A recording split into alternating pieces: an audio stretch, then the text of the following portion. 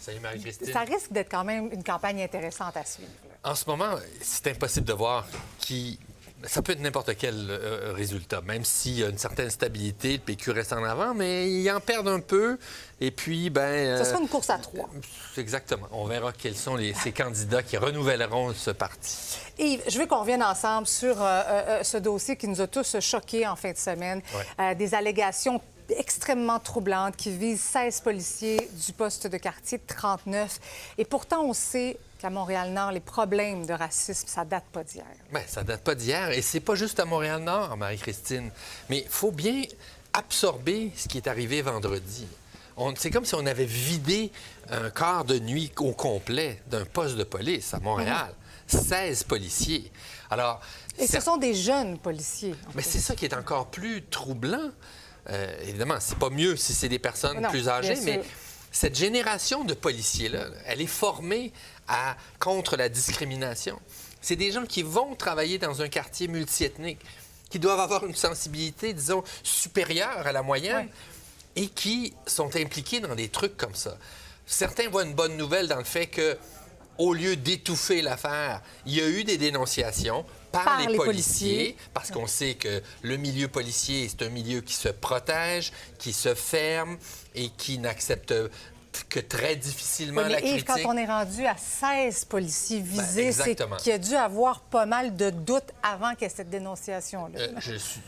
De ce que j'entends, ça date pas de 2 semaines, ça date pas de 3 mois, ça date de plus d'1 an, en fait. Et donc, ça circulait, et ça circulait même à l'extérieur.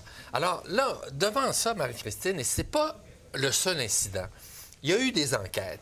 Il y a eu plusieurs corps de police au Québec qui ont été critiqués pour des pratiques discriminatoires, pour du profilage racial.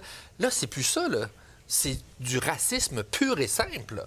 Quand tu es rendu à couper des mèches de cheveux, à faire des scalps, donc, d'abord, il y a une enquête criminelle, parce que ça, ce sont des actes criminels, si ça s'avère. Et deuxièmement, tu as tout l'aspect de qui gère ça? Comment ça peut arriver? Comment ça peut ne pas être dénoncé plus vite?